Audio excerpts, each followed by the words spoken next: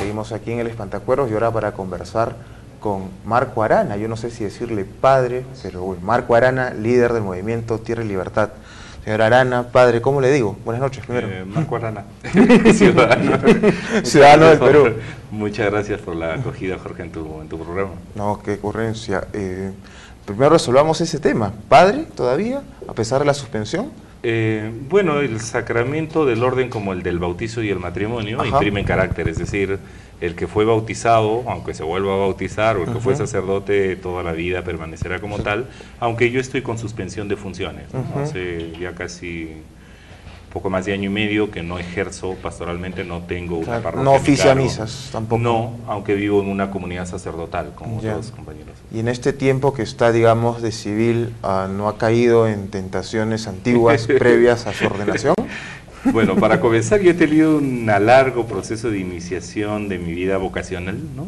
No está descartado, no sabemos el proceso, estoy en conversaciones con mi obispo sobre si voy a retornar al ejercicio ministerial o podría terminar con una suspensión definitiva. Ese proceso todavía está en curso, ¿no? Y más o menos usted, ¿por cuál se inclina más?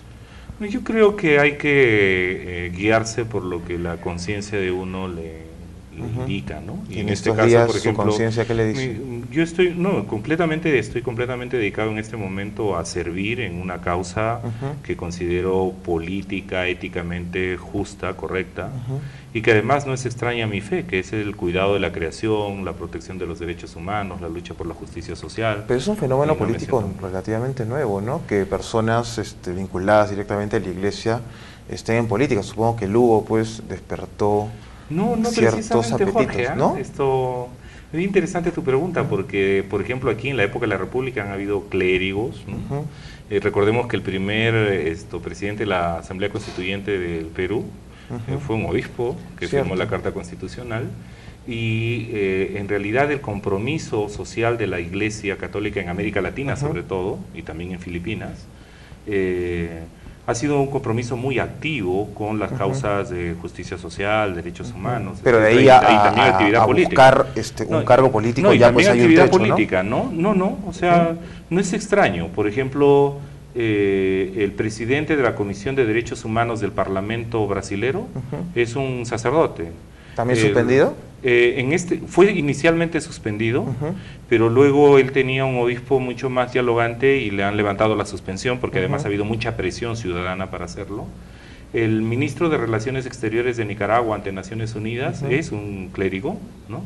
Los dos miembros parlamentarios de la nueva Constitución ecuatoriana son clérigos. Entonces, no es solo Lugo. Lugo lo que pasa es que sí, a veces uno podría decir incluso demasiado, ¿no? Yo creo más bien que justamente hay que ir hacia un proceso de laicización del Estado y de la política, ¿no? Es decir, necesitamos que el tema político no sea un tema sometido a ninguna confesión religiosa. ¿Yo estoy de acuerdo que el Estado debe ser, en teoría y en la práctica, laico? Sí. ¿No debería haber una subvención del gobierno para la Iglesia?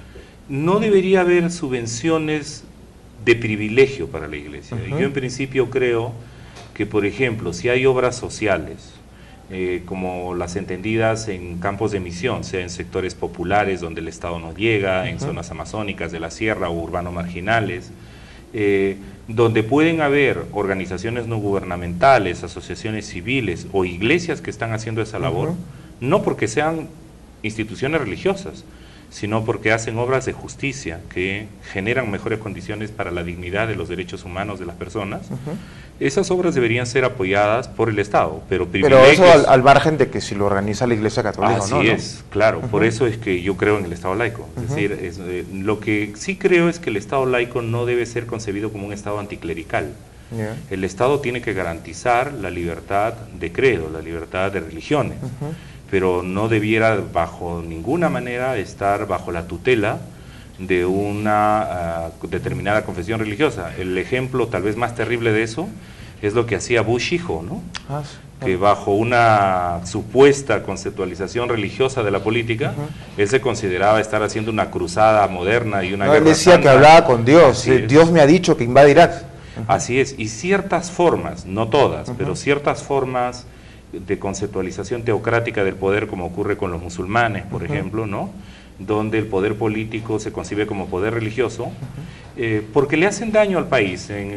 Hay algún candidato que se llama El Salvador, se autollama el Salvador del Perú, y hay algunos, como nuestro actual presidente de la República, que también cree estar inspirado por Dios y cita la Biblia. No, él se cree Dios, es peor todavía.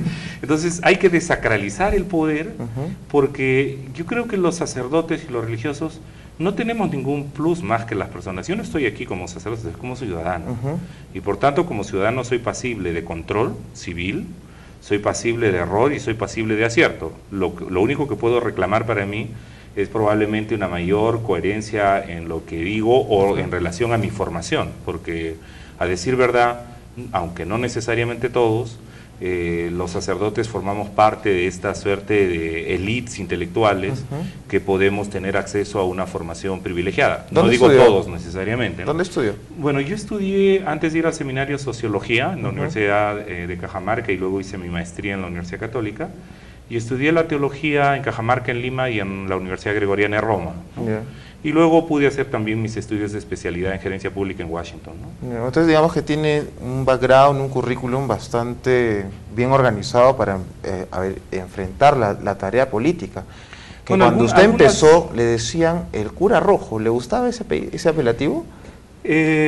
No, porque tiene un carácter peyorativo, además demonizador en el Perú, ¿no? En el sentido de que querían vincular, se hablaba de los obispos rojos de América Latina, por ejemplo, para referirse a un gran profeta como Monseñor Helder Cámara, que hizo tanto por la justicia social en el Brasil, y al cual además el presidente Lula le ha rendido siempre honores y pleitesía. Pero estaba el apelativo rojo estaba por su vinculación con los sectores de izquierda, que es lo que mantiene hasta ahora, ¿no? No, en realidad mantenían en una época macartista, que de vez en cuando regresa a los medios de comunicación o a las élites políticas en conservadoras. Una persecución al comunismo.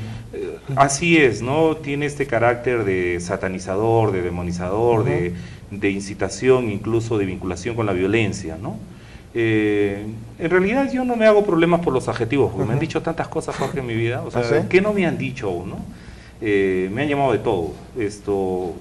Yo lo que creo es que, como te decía al inicio, hay que ser consecuente con su propia conciencia. Y en este caso, vengo de una formación de una familia cristiana, de maestros, de una iglesia como la cajamarquina, comprometida con la lucha de los derechos de las comunidades campesinas, de las rondas campesinas. Pero digamos que políticamente su acercamiento ha sido mucho más al brazo izquierdo de la política de este país. Sí. Y es raro, tomando en cuenta que usted es una persona llegada a Dios, y en la izquierda pues suele estar plagada de herejes.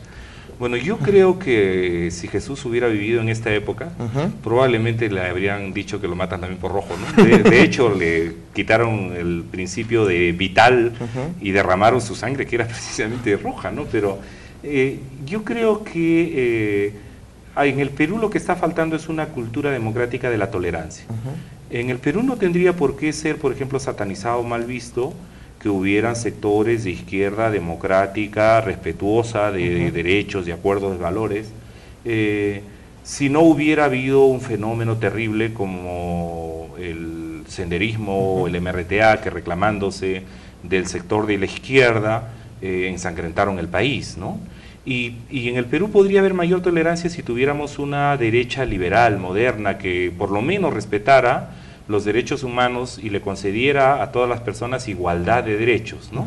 Pero tenemos una derecha jurásica, reaccionaria, macartista. Bueno, y la izquierda hace poco también ha estado por ahí, ¿no? Por eso señalo, recién está mostrando una nueva cara. Por eso señalo que hay en el Perú este péndulo, ¿verdad?, entre una izquierda intolerante que en algún momento incluso tuvo sus facciones violentistas y que todavía no se ha ido del Perú, ¿no? Todavía eso, ¿no? Sigue presente. Pero que corresponde también a sectores de la derecha. Lo hemos visto en la campaña electoral de Lourdes Flores en Lima, ¿no? Que era básicamente cavernaria, macartista, ¿no? Pero hace parte de la cultura, y yo, si me permite, Jorge, me voy un poco. Yo siempre había acogido en Arequipa y tengo muy buenos amigos como Lucho Maldonado, Oscar Fernández y otros compañeros, y siempre me ha gustado Arequipa. Además he venido muchas veces por razones de turismo desde Cajamarca, ¿sí? Desde muy joven. Pero ayer, por ejemplo, pasaba por una calle de Arequipa y encontraba unos letreros de busca de empleo que decía, se necesita joven, chico o chica con cama adentro, sin estudios. Mira, pero eso no pasa solo aquí, ¿eh? No, pero no lo he visto en ninguna parte del país. Para comenzar, no lo he visto. Como letreros públicos, tal vez hay algún... Es más, en Cajamarca también hay discriminación. Pero lo que me llamaba la atención es que hubiera un montón de avisos en la calle. La Constitución reconoce que todas las personas tienen derecho a la educación. ¿Cómo puede reconocerse que hay empresas de empleo? Porque no digo que hay empleadores, porque el racismo y la discriminación es parte de nuestra cultura en el país. Chicas sin colegio. Pero así es, que se reclame gente sin estudios, ¿no? Yo creo que esa misma cultura del desprecio, de la discriminación, del racismo, ¿no? Está presente en la política, pues, y está presente en las izquierdas a su manera y en las derechas a su manera, cuando hay caudillismos, cuando hay formas de ejercicio del poder autoritario o exclusivista, o la dulonería y la sobonería muchas veces tiene que ver con eso, ¿no? De que hay que rendirse al que tiene un poco de poder para que te haga gozar de una parte del poder o te dé algún favor. Eso tiene que terminar en las derechas y en las izquierdas. Tenemos que avanzar hacia la democratización de la sociedad peruana. Usted está en Arequipa porque ha hecho una visita a Cocachacra, una de las zonas más conflictivas de la región. Quería conversar de eso, pero podemos hacer una pausa, ¿le parece? Sí, con gusto. Y regresamos para seguir conversando con el padre. Padre, le vamos a decir, me siento más cómodo diciendo padre. Con gusto. Con el padre Marco Arana, aquí en el Espantacuervos. No se vayan, ya volvemos.